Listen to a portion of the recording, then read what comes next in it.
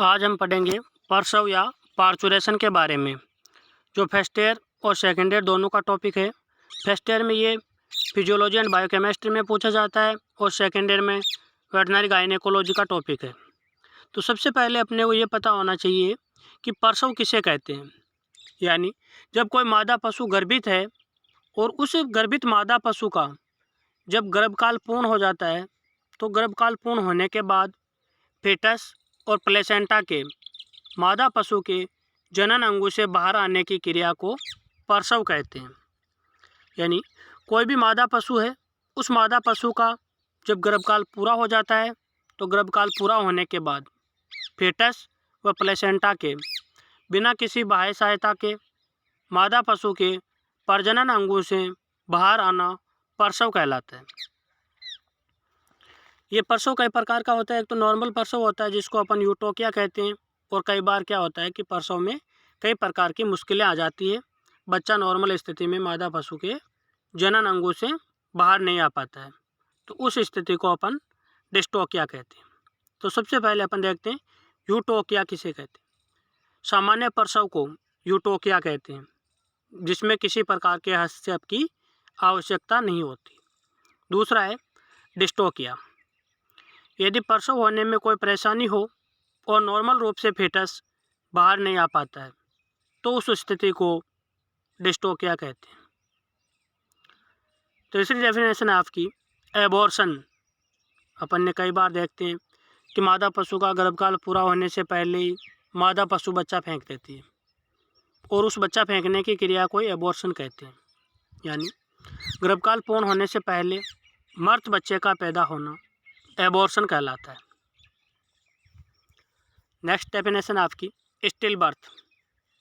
कई बार क्या होता है कि गर्भकाल पूरा हो जाता है, लेकिन गर्भकाल पूरा होने के बाद भी मर्त बच्चा पैदा होता है, और उस स्थिति को अपन कहते हैं स्टिल बर्थ। यानी गर्भकाल पूरा होने के बाद भी मर्त बच्चे का पैदा होना स्टिल बर्थ कहलाता है। एक है आपके प्रीमेच्योर बर्थ। प्रीमेच्योर बर्थ का मतलब होता है कि गर्भकाल पूरा होने से पहले जीवित बच्चे का पैदा होना प्रीमेच्योर बर्थ कहलाता है। तो ये आपके पार्चुरेशन की और पार्चुरेशन से संबंधित कुछ नॉर्मल डेफिनेशन थी, उनके बारे में अपन ने देखा। अब अपन देखेंगे कि विभिन्न पशुओं का गर्भकाल क्या है, उनकी सहवास क्रिया क्या है, और उसमें प्रसव क्रिया को क्या कहते हैं। ये टेबल जो आप देख रहे हो काफ़ी इम्पोर्टेंट टेबल है। इसमें से आपको कम से कम 2 या 3 क्वेश्चन है जो 101% पूछे जाते हैं, और ये table exam point of view की दृष्टि से काफ़ी इम्पोर्टेंट साबित होगी आपके लिए। तो सबसे पहले अपन देखते हैं पशु का नाम, उसका गेस्टेशन पीरियड, उसकी मैटिंग क्रिया, और उसमें पार्चुरेशन क्रिया को किस नाम से जाना जाता है। गाय का गेस्टेशन पीरियड है वो 9 माह 9 दिन होता है, और अपन दिन की बात करें तो लगभग 280 दिन होते हैं। गाय में मैटिंग क्रिया को सर्विंग कहते हैं और प्रसव क्रिया को काविंग कहते हैं। इसमें से कोई सा कैसा भी क्वेश्चन आपको पूछ सकता है कि गाय में मैटिंग क्रिया को क्या कहते हैं, प्रसव क्रिया को क्या कहते हैं, गाय का गेस्टेशन पीरियड क्या होता है। दिन में पूछे तो आपको 280 दिन लिखने हैं, और महीने में पूछे तो आपको 9 माह 9 दिन लिखने हैं। दूसरा है आपके बफेलो या भैंस। भैंस का गर्भकाल है 10 माह 10 दिन, लगभग 310 दिन होता है। मैटिंग क्रिया है जो गाय और भैंस दोनों में सेम होती है, सर्विंग बोलते हैं, और पार्चुरेशन क्रिया वो भी दोनों में काविंग होती है। तीसरा है अपने मेयर या घोड़ी। तो घोड़ी का जो गर्भकाल है वो होता है 11 माह 11 दिन, लगभग 340 दिन, 2-5 दिन ऊपर नीचे भी हो सकते हैं। घोड़ी में मैटिंग क्रिया को बोलते हैं आपके कवरिंग, और प्रसव क्रिया को बोलते हैं फॉलिंग। काफ़ी इम्पोर्टेंट क्वेश्चन है आपके। ये टेबल है जो आपके फिजियोलॉजी, एलपीएम और गायनेकोलॉजी तीनों सब्जेक्ट में काफ़ी इम्पोर्टेंट है, और कोई भी टॉपिक जब 3 सब्जेक्ट में है तो उसमें से एक सब्जेक्ट में उसका क्वेश्चन 101% पूछा जाएगा। ये आपके कंपटीशन एग्ज़ाम के लिए बहुत ही इम्पोर्टेंट टॉपिक है। एलपीएम, फिजियोलॉजी और गायनेकोलॉजी तीनों सब्जेक्ट का टॉपिक है ये। नेक्स्ट बात करते हैं अपन शीप या भेड़ की।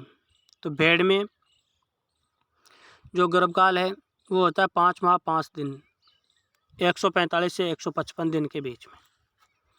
इसमें मैटिंग क्रिया को बोलते हैं टपिंग और प्रसव क्रिया को बोलते हैं लैम्बिंग।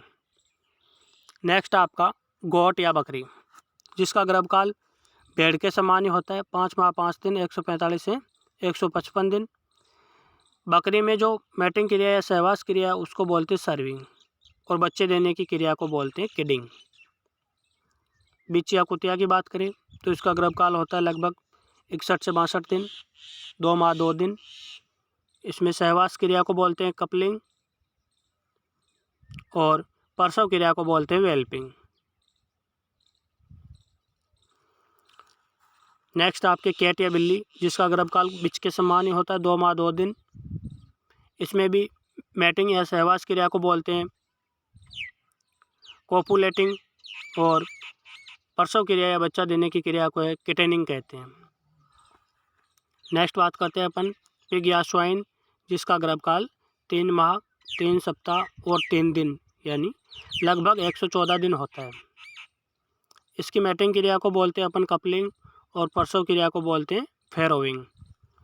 बीच में मैटिंग क्रिया को कोपुलेटिंग बोलते हैं। कैट में मैटिंग क्रिया को कोपुलेटिंग कहते हैं, प्रसव क्रिया को वेल्पिंग और किटेनिंग कहते हैं। इसी प्रकार सुअरी में गर्भकाल है 3 माह 3 सप्ताह और 3 दिन का होता है। सहवास क्रिया को कपलिंग कहते हैं और प्रसव क्रिया को फेरोविंग कहते हैं। नेक्स्ट है मादा ऊँट। मादा ऊँट का जो गर्भकाल होता है वो आपके 1 माह 1 साल और 1 सप्ताह लगभग 410 दिन का होता है और इसमें मैटिंग क्रिया या सहवास क्रिया को बोलते हैं लखाने। ऊँट की सहवास क्रिया को लखाने कहते हैं और प्रसव क्रिया को काविंग कहते हैं। नेक्स्ट और लास्ट आपका फाउल। फाउल में गेस्टेशन पीरियड नहीं होता है, फाउल में होता है इंक्यूबेशन पीरियड। इंक्यूबेशन पीरियड का मतलब होता है कि मुर्गी के अंडे से अंडे निकलने की क्रिया क्या कहलाती है, हैचिंग कहलाती है।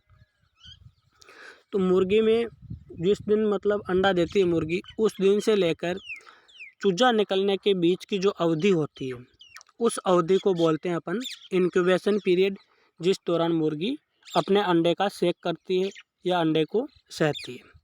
तो इसकी समय अवधि है यानी मुर्गी का इंक्यूबेशन पीरियड है आपके 21 से 28 दिन का होता है। मुर्गी में सहवास क्रिया को बोलते हैं कैपोनिंग और अंडे से चूजे निकलने की क्रिया है उसको कहते हैं हैचिंग। तो ये अपने गाय भैंस भेड़ बकरी घोड़ी सूअरी कुत्ती बिल्लियाँ है उसके अंतर्गत gestation period, act of mating और एक्ट ऑफ पार्चुरेशन की क्रिया अपन ने पढ़ ली है। अब इससे आगे का टॉपिक है वो अपन अगली क्लास में पढ़ेंगे कि पशु में जब प्रसव क्रिया होती है तो उसके कैसे लक्षण दिखाई देते हैं, प्रसव की कितनी अवस्थाएं होती है और किस प्रकार से प्रसव या बच्चा मादा पशु के जनन अंगों से बाहर आता है। एक बार फिर बता रहा हूँ मैं आपको कि आपके LPM, फिजियोलॉजी और गायनेकोलॉजी तीनों का बहुत ही इम्पोर्टेंट टॉपिक है। इसको 1 बार नहीं 2 बार 5 बार जब तक आपके समझ में नहीं आए तब तक आप इसको आराम से पढ़ सकते हो। धन्यवाद।